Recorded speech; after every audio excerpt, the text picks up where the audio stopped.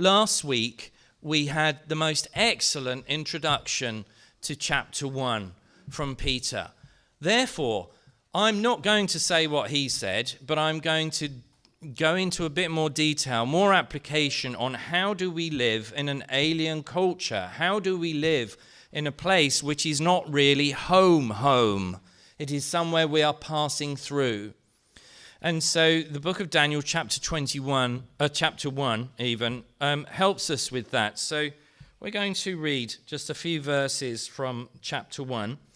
So I will read Daniel chapter 1, verses 8 to 9, and then verse 20. So, but Daniel resolved not to defile himself with the royal food and wine, and he asked the chief official for permission not to defile himself this way. Now God had caused the official to show favor and compassion to Daniel. And then down at the end of the chapter 1 and verse 20 down to 21, in every matter of wisdom and understanding about which the king questioned them, he found them, that's Daniel and his 3 friends, Daniel and company, 10 times better than all the magicians and enchanters of his whole kingdom. And Daniel remained there until the first year of King Cyrus. The book of Daniel makes it very clear to us, and the passage that we read here in verses 8 to 9 makes it very clear that Daniel and his friends aren't just surviving in Babylon. No, they are thriving in Babylon. They are actually, even though, as we heard last week, they are going to go into the employment of the king emperor. Not just a king, not just any old king, but the king who is also the emperor of a mighty empire, the Babylonian Empire, which stretches miles and miles and kilometers, is made up of many different nationalities. This is now the center of the known world.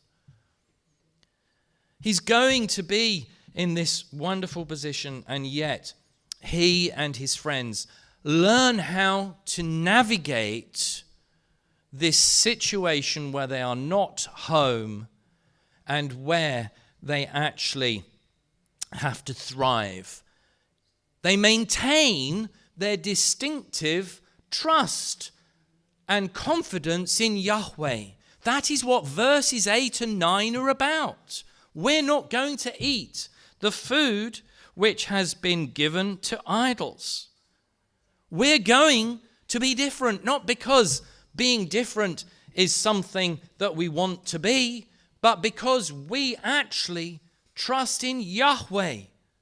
He is the Lord, not the gods of the Babylonians. And so they actually thrive in the book of Daniel. They don't just survive. They don't just count the days off until they will go and be with Yahweh. But neither do they rebel. They don't say, we are not going to work for the king.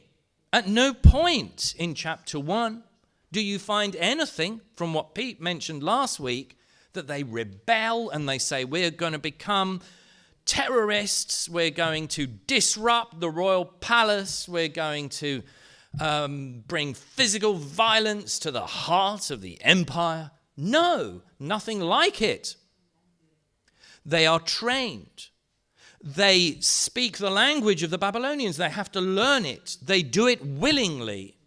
They do not in any way look any different from any other Babylonian who is there. Their hairstyle, Babylonian.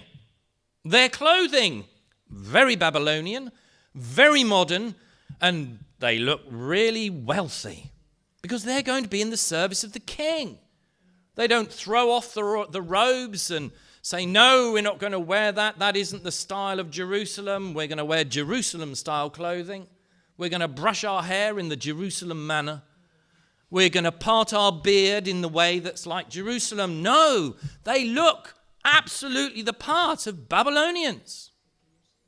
The accent even would have been pretty Babylonian, probably with a tinge of Jerusalem mixed in there, so that others would say, you're not from here, are you? I don't know where you're from. And they said, well, no, actually, I'm from Jerusalem.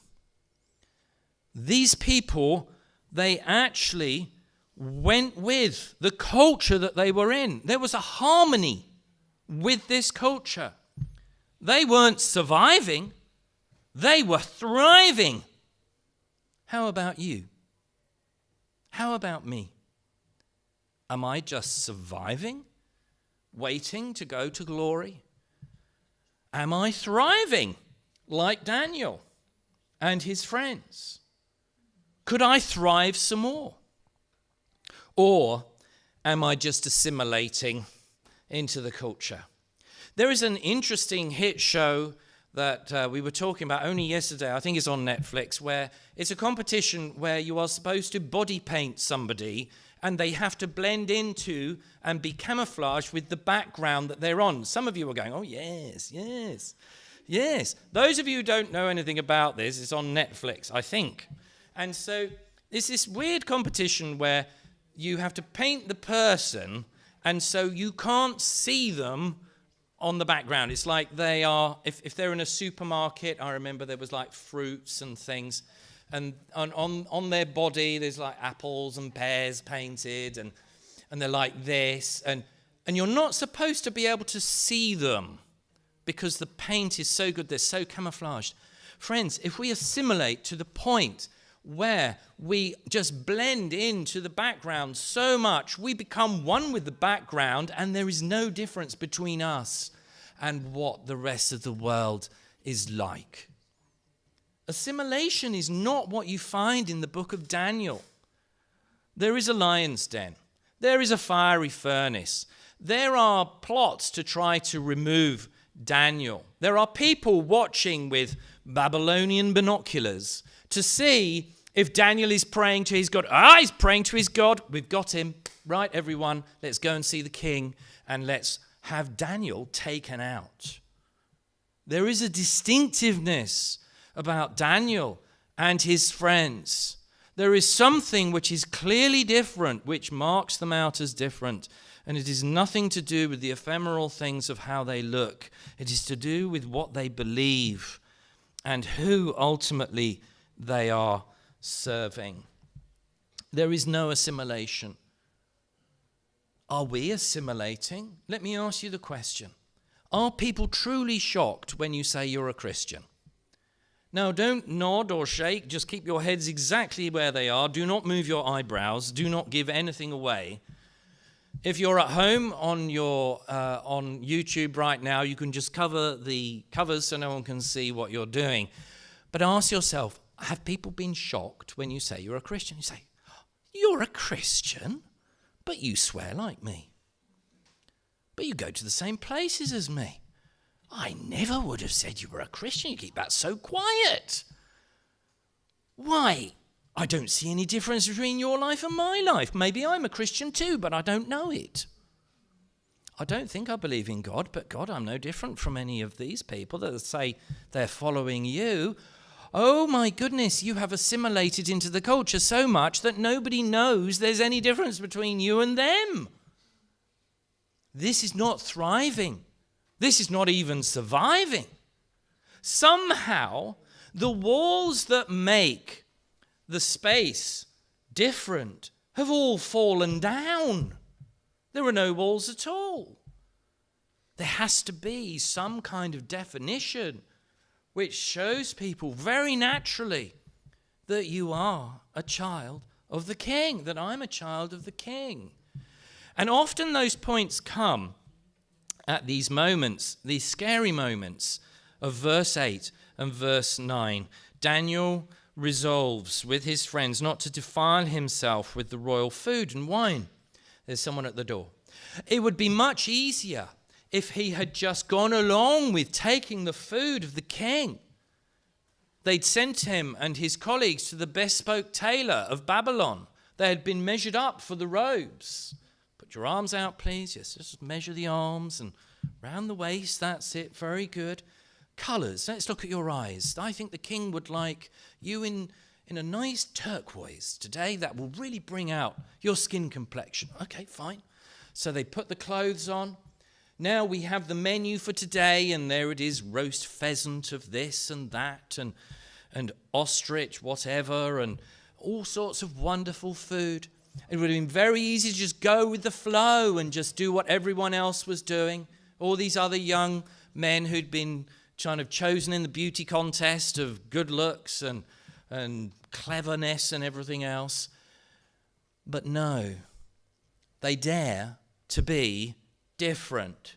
Why do they dare to be different? Because whether the food was defiled or not is not really the issue. The issue is within the heart of these young men, there is a conflict. And they know that Yahweh is the most important thing in their lives, and therefore everything else must conform to that configuration. It's scary, it's dangerous. It is in those moments when you have to dare to stand out, dare to stand alone, dare to stand against the current and the tide, and be prepared, if necessary, for a lion's den or a fiery furnace. The point then is, am I surviving? Am I thriving? Or am I simply assimilating? What can I do about it?